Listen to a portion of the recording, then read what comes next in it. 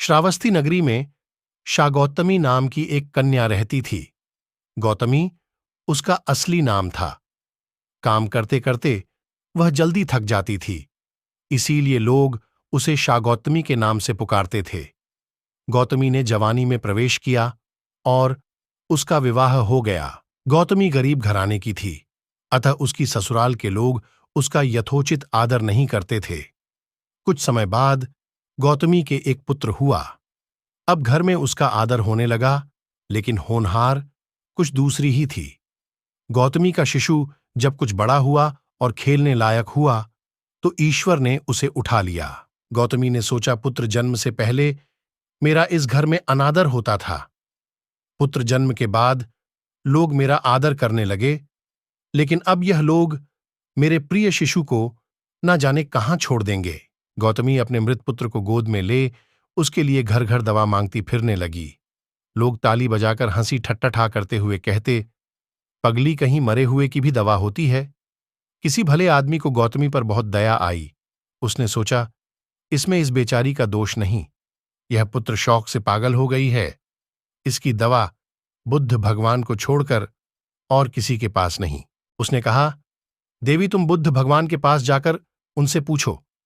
गौतमी अपने शिशु को गोद में ले जहां बुद्ध पालथी मारे बैठे थे पहुंची और अभिवादन करके बोली, महाराज मेरे पुत्र को दवा दीजिए। तथागत ने कहा, तूने अच्छा किया जो यहां चली आई। देख, तू इस नगर में से जिस घर में किसी की मौत ना हुई हो, राई के दाने मांग लो, फिर मैं तुझे दवा दूंगा। भगवान की बात सुनकर गौतमी बहुत प्रसन्न हुई और राई के दाने लेने के लिए जल्दी। पहले घर में जाकर उसने निवेदन किया, देखिए बुद्ध, भगवान ने मुझे आप लोगों के घर से राई मांग कर लाने को कहा है। आप लोग राय देने की कृपा करें। भगवान की बात सुनकर गौतमी बहुत प्रसन्न हुई और राई के दाने लेने के लिए जल्दी। पहले घर में जाकर उसने निवेदन किया, देखिए बुद्ध, भगवान ने मुझे आप लोगों के घर से राई मांग कर लाने को कहा है। आप लोग राय देने की कृपा करें।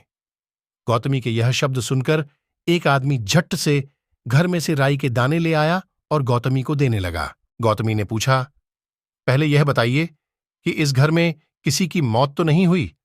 यह सुनकर घर के लोग आश्चर्य से कहने लगे, गौतमी, ये तू क्या कर रही कह रही है? यहां कितने आदमी मर चुके हैं, इसका कोई हिसाब है?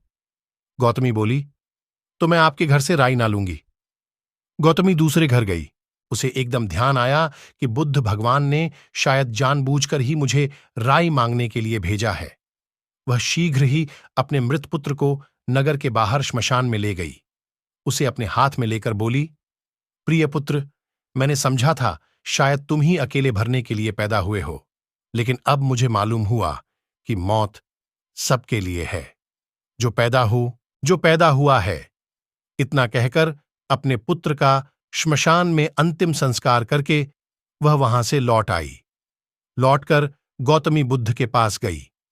बुद्ध ने पूछा, गौतमी, राई के दाने मिल गए? गौतमी ने सिर हिला दिया। वह सच जान चुकी थी।